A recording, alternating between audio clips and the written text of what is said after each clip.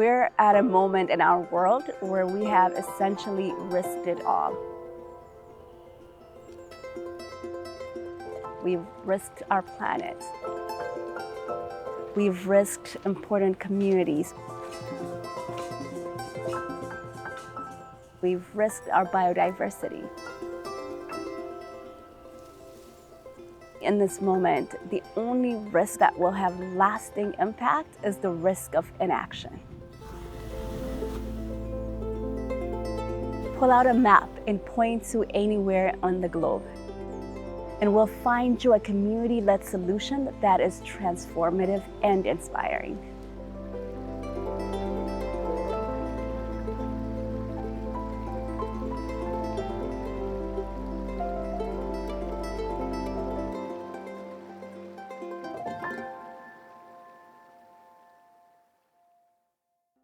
In 1985, a group of former Peace Corps volunteers came together to solve a problem. And the problem that they identified was that at that time, international development was top-down, exported, and resources were not reaching communities who were directly impacted by the problems that the international development community was aiming to solve. We believe today what our founders believed over 4 decades ago. Those who are directly impacted have the best solutions. And our job is to actually recognize their work and invest in it.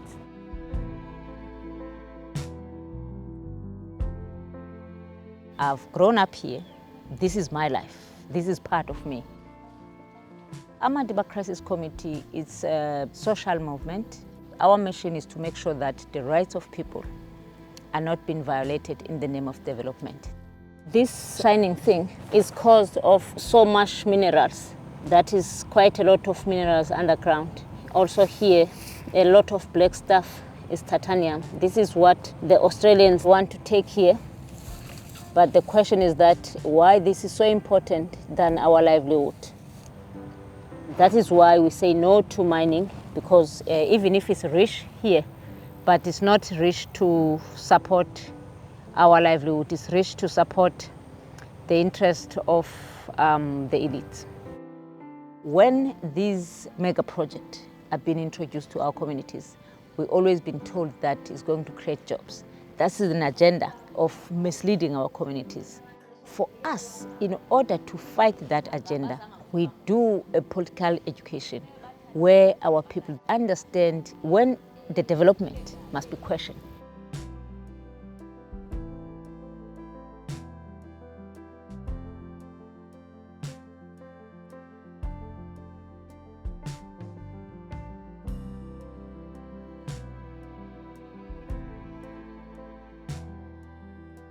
It did set a precedent because it was not just for Amadiba community, but it did also help the other communities that are facing the mega project, because it's not just only the mining. There's different types of extractivism. Thousand Currents play a vital role to support our struggle. Some of the donors dictate where you can use the funding, but Thousand Currents support us without putting these restrictions. We do our work freely. There is quite a lot of obstacles making our work so difficult. First of all, intimidations, death threats, because each and every day you're worried that I will be killed, I will be poisoned. The tarnishing of our names as an activist, this is quite difficult. This is about death and life, but I never turn back because I cannot betray the future generation. We know the challenges that our partners are working to address, like the climate crisis, like food insecurity, like economic inequality, took generations to make, and they're going to take generations to solve. So we believe it's important to be in a long-term relationship with our partners. We accompany them for 10 years.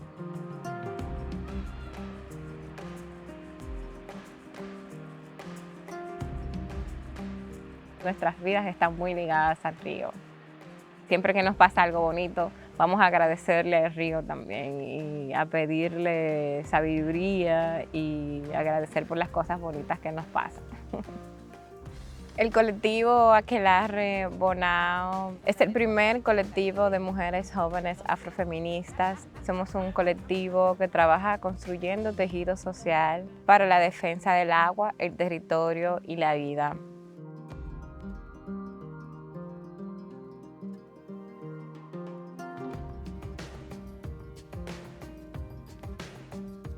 Crecí pensando que la minería era buena para las comunidades, porque de vez en cuando apadrinaban una escuela. En los pueblos pequeños como el nuestro, las minas generan pocos empleos, pero se percibe como que están ayudando a las comunidades.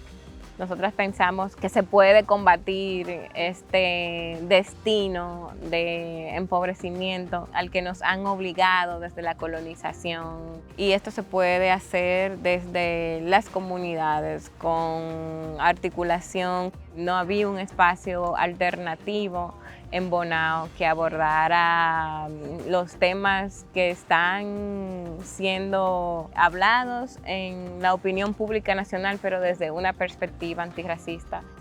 Era un sueño porque no contábamos con financiamiento flexible que nos diera la tranquilidad de enfocarnos en nuestras estrategias. Dozen Currents fue determinante para que tengamos hoy el espacio físico. En el 2022 fundamos la Casa Cultural La Cimarrona. ¡Nos sostenemos el colectivo! ¡Un aplauso!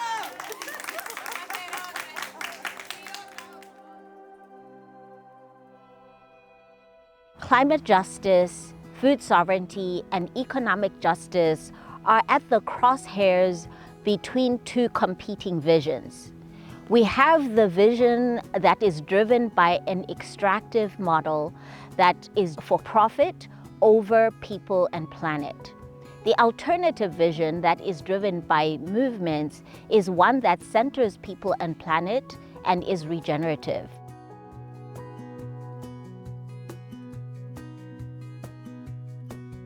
We believe in building grassroots communities, grassroots-based movements, so that they in turn build strong citizenry in the country. Part of that work has now become about economic justice for rural communities, particularly farmers. We're standing right next to the river. You see the river here and the villages here. The government is planning to put up the hydro dam. My ancestors have lived here. It's not just a stretch of water for the villagers, but it's a source of living too. We can have community visitors coming over here, sometimes bringing their crops that they'd like us to link to the market. They want to bring their produce down, but it's not very easy with the terrain that they have to travel through on a daily basis. The road situation in these areas means that their participation into growing the national economy, their participation into becoming more active in things is quite limited. And now we're getting involved in helping them advocate for the national budget to also consider this. Everyone thinks it's easy to go to the community, just talk to them. No, no, no. There's so many layers happening out in the community. It's not about you, it's about the empowerment of this community. So how did you community engagement work which has a handing over the stick principle behind it, as opposed to I'm the one with all the knowledge to give to you kind of thing. So it's something we need to work on. Partners ask us to walk alongside them, to walk with them, not in front of them, not behind them, but with them. And I take that as an invitation to conduct our work through the spirit and practice of solidarity, a recognition that the challenges we face are shared, and so are our solutions, and that we are partners in this work. Somos luchadoras de costa, sierra y selva, vengo a pedirte, únete a la lucha. Ese grito de guerra. Nuestra organización es una organización netamente de mujeres del campo y la ciudad. y donde la cual trabajamos arduamente en el empoderamiento de las mujeres, en defensa del territorio de su cuerpo, y también trabajamos arduamente cómo nos empoderamos económicamente, cómo nos empoderamos políticamente, culturalmente. No es considerada en el lado económico a nivel nacional. Las mujeres aportamos económicamente a nivel nacional y eso no es considerado, no es valorado. Entonces, la justicia económica tiene que tener rostro también de la participación de las mujeres.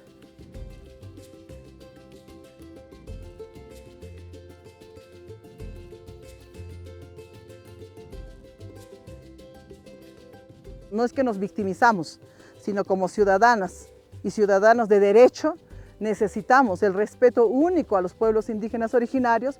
¿Para qué? Para que nos den las oportunidades también de la misma magnitud. Tener una buena salud, buena educación, contar con las carreteras principales para trasladar nuestros productos. Eso no lo hay. Entonces es por eso que seguimos luchando. Miles Afluentes es la fortaleza de la fe mucarina para seguir demostrando y diciendo, oiga, porque muchas veces te apoyan con un poco de dinero y te acondicionan. Te acondicionan y te piden algo que no se puede justificar.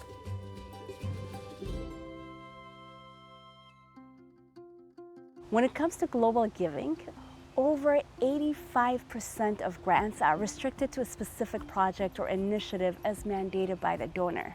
But there's a price we pay when we do that. We're essentially tying the hands of our partners and telling them to take on these deeply entrenched problems. We're not going to get the solutions that we need when we do that.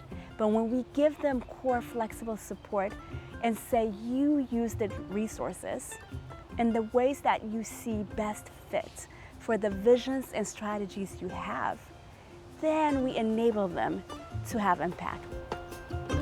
Despite the incredibly innovative and impactful solutions that grassroots groups and movement formations provide, they receive such little resources.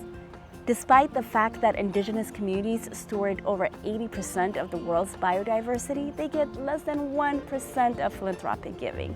We're not resourcing communities at the scale of their visions or at the scale of their impact.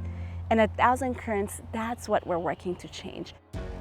My call to action is to live in a way that is in harmony with nature and to make decisions and choices that support that vision for a just and more equitable world. So look at your own actions and the choices you make in your own everyday lives, but also provide support to organizations like 1,000 Currents that partner with movements who are driving long-term systemic change. The story of 1,000 Currents is a story of people who believed when it didn't seem possible, who gave beyond their limits, and who achieved beyond their wildest imagination. And we're just getting started.